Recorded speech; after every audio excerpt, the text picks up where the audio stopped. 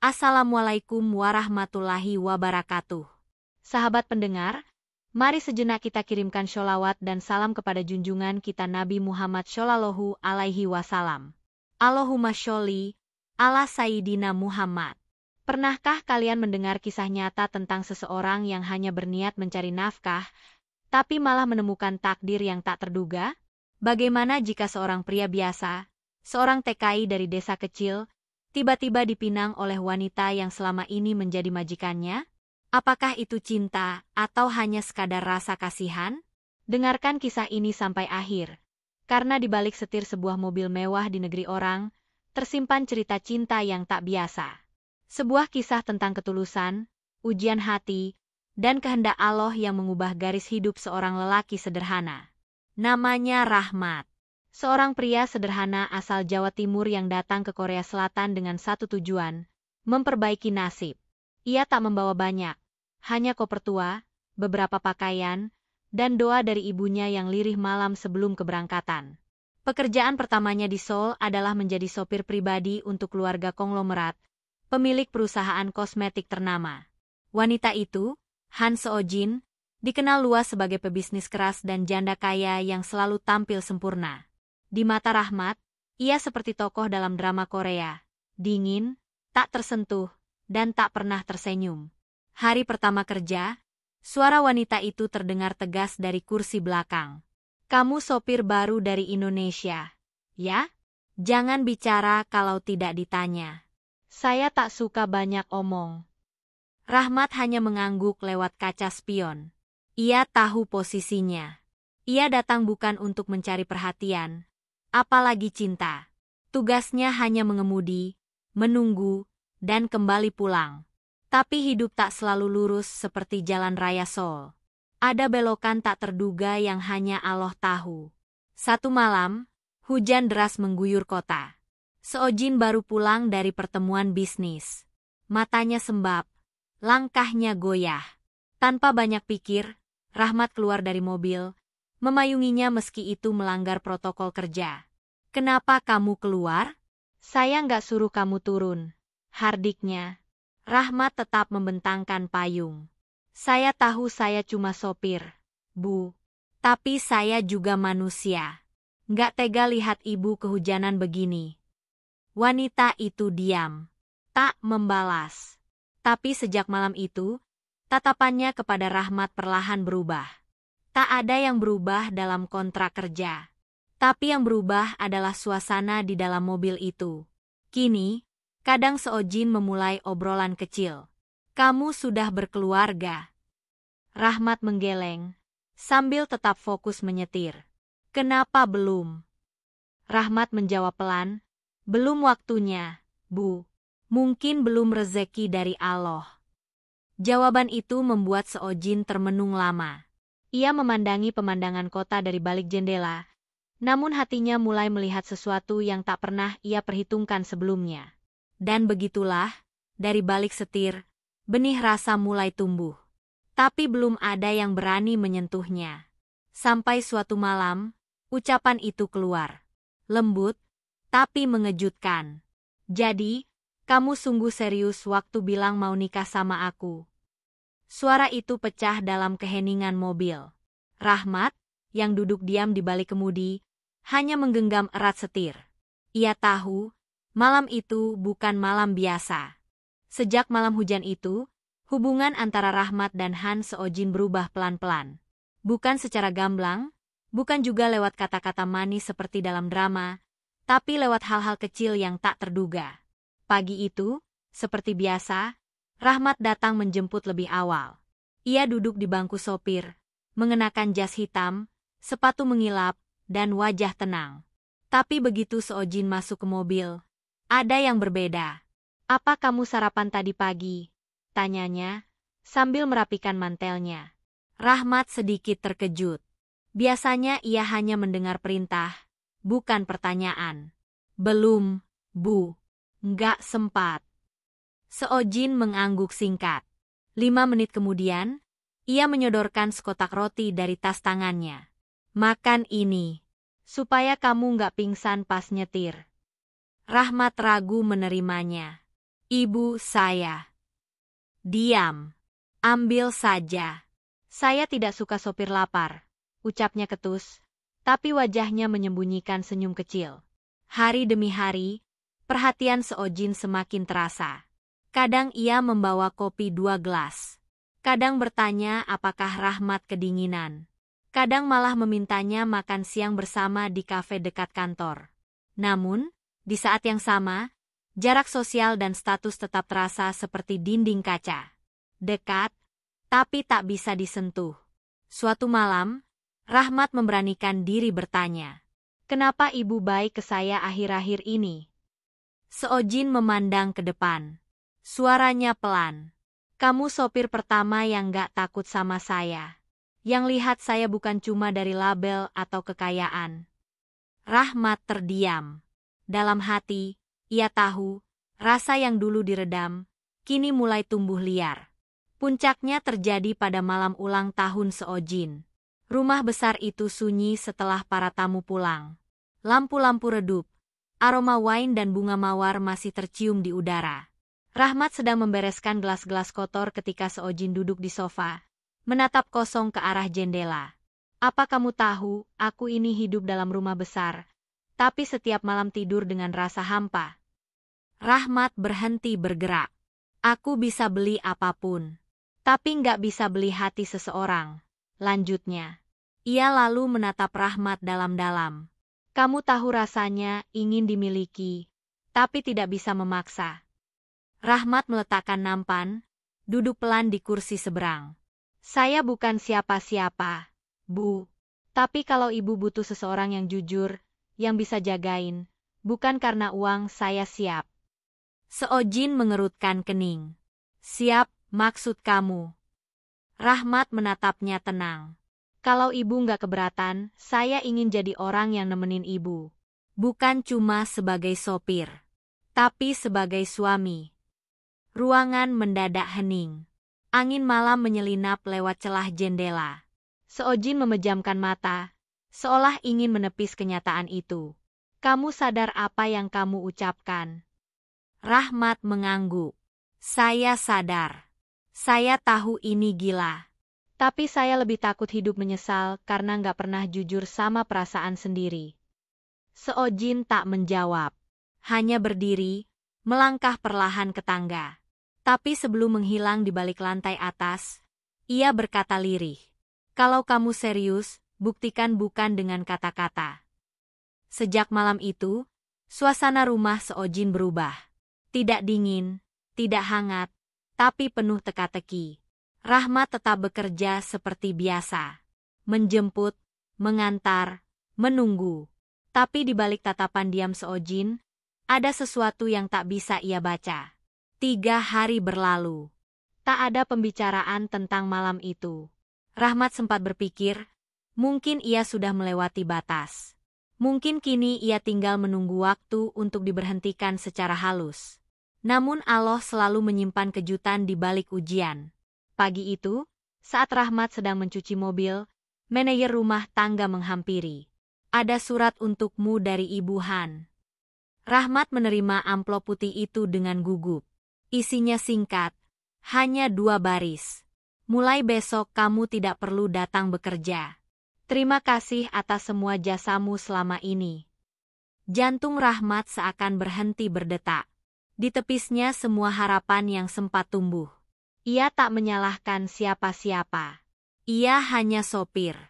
Mungkin memang terlalu berani berharap pada langit yang tak sepadan. Malamnya, ia mengemasi koper tuanya. Ia duduk di ranjang kecil di kamar belakang, menatap langit-langit, berusaha menerima takdir. Namun tepat ketika ia hendak mematikan lampu, terdengar suara ketukan dari pintu belakang. Pelan, tapi pasti. "Tok, tok, tok." Rahmat membuka pintu perlahan. Di hadapannya berdiri Han Seojin. Tak memakai mantel mahal, tak memakai riasan. Hanya wanita dengan tatapan tenang dan suara yang membuat dada sesak.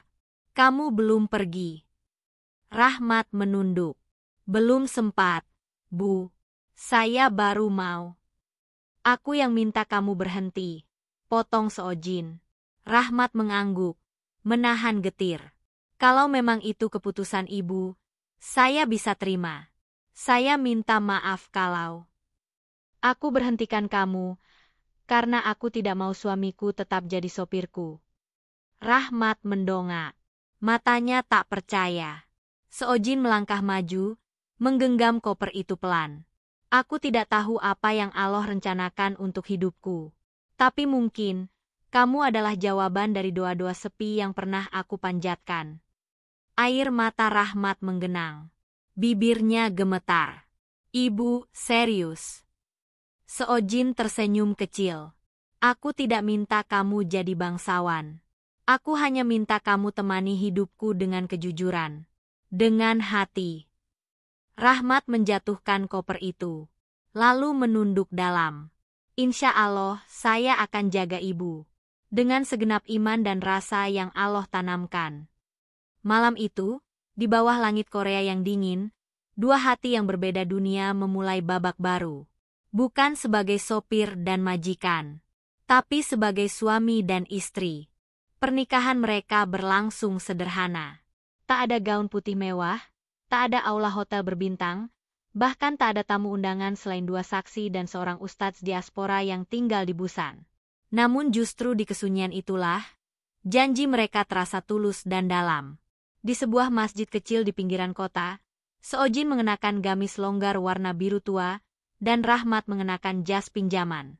Saat ijab kabul diucapkan, suaranya nyaris bergetar. Aku terima nikahnya Han Seojin binti Han Min Joon dengan mas kawin tersebut tunai. Di belakang tirai, Seojin menitikkan air mata. Ia tak pernah membayangkan, wanita yang hidup dalam tembok kekuasaan dan kekayaan, akhirnya memilih menikah dengan pria yang dulu hanya duduk di balik setir. Setelah akad, mereka tidak langsung pulang. Mereka berjalan berdua menyusuri taman kecil di belakang masjid. Angin musim gugur meniup dedaunan, seolah ikut menghapus jejak masa lalu. Kamu yakin tidak menyesal? Tanya Seojin pelan. Rahmat menggenggam tangannya lembut. Saya justru bersyukur. Ini bukan hal yang pernah saya bayangkan. Tapi saya percaya, Allah yang gerakan langkah ini. Seojin menatapnya lama, lalu mengangguk. Kalau begitu, jangan pernah lepaskan. Namun kehidupan setelah akad bukan tanpa ujian. Dunia mereka sangat berbeda. Seojin yang terbiasa dengan lingkungan elit, mulai merasakan sorotan tajam dari kolega-koleganya. Salah satu direktur perusahaan bahkan datang langsung menemuinya. Apa kamu kehilangan akal? Menikah dengan TKI? Bagaimana dengan citra perusahaan? Seojin menjawab dengan tenang. Citra tidak akan menafkahi hatiku. Dan kamu tidak perlu mengatur hidup pribadiku. Rahmat tahu, hari-hari istrinya tidak mudah. Tapi mereka sepakat untuk tetap hidup dengan sederhana. Ia tetap memanggilnya dengan panggilan, Bu, selama beberapa waktu, sampai Seojin sendiri menegurnya sambil tertawa. Rahmat, sekarang kamu suamiku, bukan sopir lagi. Tolong, hentikan panggilan itu. Rahmat tersipu. Tapi dalam hatinya, ia tetap menaruh hormat yang sama. Suatu malam, Seojin duduk di balkon rumah mereka yang baru, sebuah apartemen sederhana jauh dari rumah mewah sebelumnya. Aku pernah punya semuanya, tapi tak punya kebahagiaan. Sekarang aku mungkin kehilangan banyak hal, tapi hatiku tenang. Rahmat duduk di sebelahnya, menatap langit. Semua ini bukan karena saya hebat, Bu. Seojin. Ini semua kehendak Allah. Saya cuma hamba yang numpang hidup dan berusaha jujur. Seojin menggeleng pelan, lalu bersandar di pundaknya. Kamu bukan hanya sopir. Kamu adalah jalan pulang yang selama ini aku cari. Di tengah keramaian dunia, dua insan sederhana itu memilih tenang. Bukan karena dunia memuji, tapi karena Allah meridha.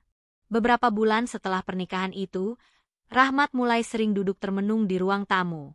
Bukan karena menyesal, bukan juga karena ragu, tapi karena rindu. Rindu pada suara azan dari surau tua di kampung. Rindu pada wajah ibunya yang tak pernah tahu kalau anaknya kini telah menjadi suami dari seorang wanita Korea. Seojin memperhatikan perubahan itu diam-diam. Hingga suatu pagi, saat mereka sarapan, ia bertanya pelan. "Kamu kangen rumah, ya?" Rahmat tersenyum kecil. "Iya, kadang. Tapi saya nggak pengin bikin kamu khawatir." Seojin menaruh sendoknya, lalu menatapnya. "Kapan terakhir kamu peluk ibumu?" Rahmat terdiam. Lama. Matanya mulai berkaca-kaca. 4 tahun lalu. Waktu saya pamit cari kerja ke luar negeri. Seojin menggenggam tangannya. "Kalau begitu, kita pulang. Kita temui ibumu. Dan kalau kamu setuju, aku ingin ikut." Rahmat menoleh cepat. Wajahnya terkejut. "Tak percaya. Ibu, kamu mau ikut ke kampung saya?" Seojin tersenyum lebar. "Kalau kamu bisa tinggal di negeriku, kenapa aku tidak bisa mencintai negerimu?" 2 minggu kemudian, pesawat mendarat di Bandara Juanda, Surabaya. Seojin menutupi rambutnya dengan hijab polos, masih canggung, tapi tampak tulus. Perjalanan ke desa memakan waktu 3 jam. Melewati sawah, jembatan, dan jalanan sempit. Tapi Seojin tak mengeluh. Matanya justru tampak kagum melihat kesederhanaan yang belum pernah ia sentuh. Sesampainya di depan rumah tua berdinding bambu, Rahmat berhenti sejenak. Ia menarik napas dalam. "Ibu saya nggak tahu apa-apa. Nggak tahu kalau saya nikah. Nggak tahu kalau kamu orang Korea." Seojin mengangguk pelan. "Aku di sini bukan untuk mengagetkannya, tapi untuk meminta restunya." Rahmat melangkah masuk. Sang ibu yang renta langsung bergegas menyambut dengan langkah goyah, lalu memeluknya erat. "Rahmat, Allahu Akbar, anakku pulang." Tangis pecah. Rahmat berlutut mencium tangan dan kaki ibunya. Lalu, dengan suara bergetar, ia berkata, "Ibu, ini istriku." Sang ibu menatap wanita asing itu dengan bingung. Seojin langsung maju, mencium tangan ibu Rahmat sambil berkata dengan bahasa yang dipelajari dari Rahmat selama berbulan-bulan. "Assalamualaikum, Bu. Saya Seojin, istri Rahmat. Saya mohon, terima saya jadi bagian keluarga." Ibu Rahmat terdiam, lalu meneteskan air mata. "Kalau kamu bisa jaga anakku, dan kalian saling cinta karena Allah, Ibu restui." Rahmat tak kuasa menahan haru. Seojin menggenggam tangannya erat. Hari itu, bukan hanya jarak yang terlampaui, tapi juga 2 dunia yang berbeda. Korea dan kampung kecil di Jawa Timur, dipertemukan oleh cinta yang tumbuh karena kejujuran dan takdir Allah. Setelah beberapa hari di kampung, kehidupan Rahmat dan Seojin berjalan begitu tenang. Pagi hari mereka bantu ibu menyiangi kebun kecil di belakang rumah. Siang hari belajar memasak resep-resep sederhana. Malamnya mereka berbincang sambil duduk di serambi, ditemani suara jangkrik dan cahaya lampu minyak. Seojin tak lagi tampak seperti wanita Korea metropolitan. Ia belajar menumbuk bumbu, menimba air sumur, bahkan memakai daster seperti ibu-ibu kampung pada umumnya. Namun kedamaian itu tak selamanya tanpa goyangan. Tetangga-tetangga mulai membicarakan. "Itu istrinya Rahmat? Kok bule? Apa dia nikah karena harta? Apa jangan-jangan perempuan itu cuma main-main?" Ucapan itu lambat laun sampai ke telinga Ibu Rahmat. Suatu sore, beliau memanggil putranya. "Mat, kamu tahu, ibu nggak peduli omongan orang. Tapi kamu yakin Seojin kuat hadapi semua ini?" Rahmat menunduk. "Ibu, saya juga takut. Tapi saya lihat sendiri, dia niat belajar, niat nerima keluarga kita. Bahkan lebih tulus dari orang-orang yang seagama." Malam itu, Rahmat curhat pada Seojin. Mereka duduk di pinggir sungai kecil yang mengalir di belakang rumah. "Banyak yang omongin kamu, Jin. Mereka bilang kamu cuma pura-pura, atau ada maksud lain." Seojin menarik napas, lalu memandang ke air yang mengalir. "Aku bisa terima dihina, Tapi aku gak akan pernah rela kalau kamu ikut merasa hina karena bersamaku. Rahmat menoleh. Aku gak pernah malu. Justru aku bangga. Bangga kamu kuat. Bangga kamu berani tinggal di tempat sesederhana ini. Seojin menatap langit, lalu berkata lirih. Kalau semua ini ujian dari Allah, aku akan hadapi. Karena aku bukan hanya menikahi kamu, tapi juga menikahi kehidupanmu. Beberapa hari kemudian, Seojin meminta izin pada Ibu Rahmat untuk ikut mengajar di madrasah kecil di kampung itu. Ia tak bisa bahasa Indonesia lancar, tapi ia ajarkan anak-anak kecil cara membaca huruf Latin, menulis nama mereka, dan bercerita tentang dunia luar. Lambat laun, warga mulai luluh. Mereka lihat sendiri, wanita Korea itu tidak gengsi mencuci di sungai, mengantar anak-anak ke musala, bahkan ikut gotong royong. Salah satu tetangga berkata pelan saat melihat Seojin membantu mengangkat karung beras.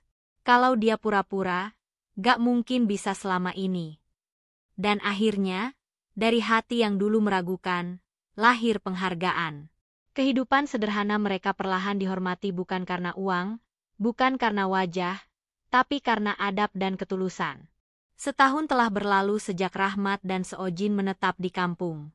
Tak ada suara klakson kota besar, tak ada gemerlap lampu jalan tinggi, tak ada gedung pencakar langit. Tapi di setiap pagi yang sunyi, selalu ada ketenangan yang tak bisa dibeli. Suatu hari, Rahmat duduk di serambi rumah, menulis sesuatu di buku catatan kecilnya. Seojin keluar sambil membawa 2 gelas teh hangat. Wajahnya lebih teduh dari sebelumnya. Matanya tak lagi mencari arah, karena ia tahu kini ia sudah sampai pada tujuan. Apa yang kamu tulis? Tanya Seojin sambil duduk di sebelahnya. Rahmat tersenyum. Saya lagi nulis rencana buat bangun rumah ngaji di tanah kosong dekat kebun. Seojin menoleh cepat. Matanya berbinar. Rumah ngaji? Untuk anak-anak sini? Rahmat mengangguk. Biar mereka gak cuma tahu dunia, tapi juga kenal Allah sejak kecil. Seojin menggenggam tangannya. Kalau begitu, aku juga ingin bantu. Aku akan ajarkan bahasa. Biar mereka bisa baca buku dari luar negeri. Kita bangun jembatan, Mat. Jembatan dari iman dan ilmu. Rahmat menatap istrinya dengan takjub. Ia tak pernah menyangka, wanita yang dulu hanya dikenal sebagai bos galak di negeri asing, kini menjadi madrasah hidup bagi kampung kecil yang tenang ini. Beberapa bulan kemudian, rumah kecil mereka berubah menjadi tempat belajar. Anak-anak duduk bersila di lantai, mengaji, menulis, bertanya. Seojin mengajarkan bahasa dan nilai-nilai universal, sementara Rahmat memimpin kajian-kajian sederhana. Malam hari, setelah semua murid pulang, Rahmat dan Seojin duduk di belakang rumah, menatap bintang-bintang. Kamu tahu, ucap Rahmat pelan, dulu saya pikir saya cuma sopir yang gak punya masa depan. Seojin membalas dengan senyum tipis. Dan aku dulu berpikir takdirku cuma hidup dalam kehampaan, di balik kekayaan. Rahmat menunduk, menatap jemari mereka yang saling bertaut. Tapi sekarang, saya sadar. Takdir itu bukan tentang apa yang kita rencanakan, tapi tentang bagaimana Allah membawa 2 orang dari dunia berbeda untuk saling menguatkan. Seojin mengangguk. Matanya berkaca-kaca. Kita bukan kisah dongeng, tapi kisah nyata. Dan semoga ini jadi kisah yang tak berhenti di dunia. Malam itu, 2 hati bersyukur dalam diam. Bukan karena mereka sempurna, tapi karena mereka memilih jalan pulang yang bernama takdir. Jalan yang dimulai dari balik setir dan berakhir di sujud penuh cinta.